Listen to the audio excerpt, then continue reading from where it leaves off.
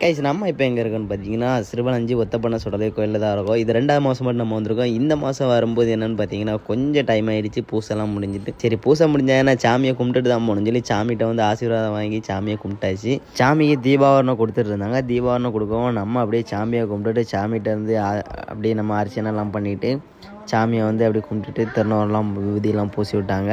சரி நம்ம மாதம் வரனால நமக்கு ஒரு மன நிம்மதி இருக்குது. அதனால் வந்து நம்ம மாதம் வந்துட்டுருக்கோம். இது 2வது மாதம் ஆச்சு. உங்களுக்கும் சிறுவலஞ்சி ஒத்தப்பண்ண சுடலை கோயிலில் வந்து எதாவது வேண்டுதல் வச்சு நடந்ததுன்னா கமெண்ட் செக்ஷனில் கண்டிப்பாக நடந்திருக்குன்னு சொல்லிட்டு கமெண்ட் பண்ணிட்டு போயிருங்க. சாமியை கும்பிட்டுட்டு அப்படியே சாமிகிட்ட பிரசாதத்தை வாங்கி வச்சு உங்களுக்காக நாங்கள் சாமி கும்பிட்டுட்டோம். எங்களுக்காக நீங்கள் கும்பிட்டுருங்க. இப்போ என்னன்னு பார்த்தீங்கன்னா எந்த இடத்துல எங்கே சாப்பாடு போட போகிறோம் வந்துடலாம். அங்கேவே நம்ம இப்போ சாப்பிட போகிறோம்.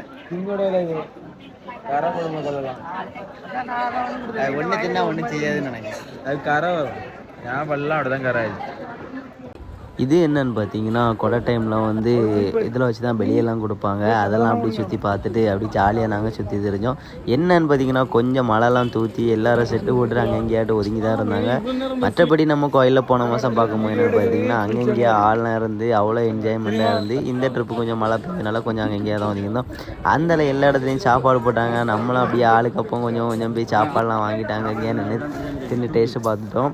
அவ்வளோ அருமையாக அவ்வளோ அல்டிமேட்டாக இருந்துச்சு. கிடாயரை சாப்பாடு என்ன கோழி சாப்பாடு என்ன எல்லாத்தையும் சாப்பிட்டு டேஸ்ட்டு பார்த்துட்டோம். தம்பியை நாங்கள் 3 பேரும் நெருக்கிட்டோம். இன்னொருத்தன் உண்டு, அவன் வந்து ஒரு உறங்கி உங்களுக்கே வீடியோவில் யாருன்னு பார்த்தா தெரியும். உறக்கத்துக்கு செத்தவன் அப்படியே போய் உறங்கிட்டான். உங்கள் கேங்கில் இந்த மாதிரி ஒருத்தன் இருப்பான். அவனுக்கு இந்த வீடியோவை ஷேர் பண்ணி விட்ருங்க.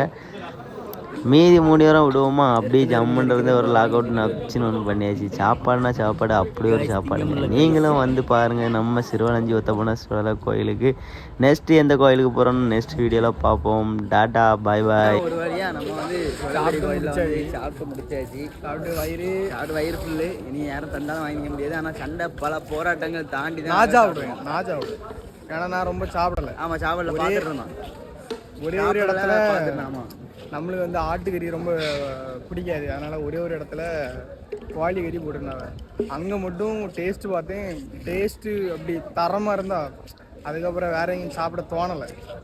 இன்னும் ஒரு இடத்துல பாக்கி இருக்குது. அந்த இடத்த மட்டும் பார்த்தாச்சுன்னா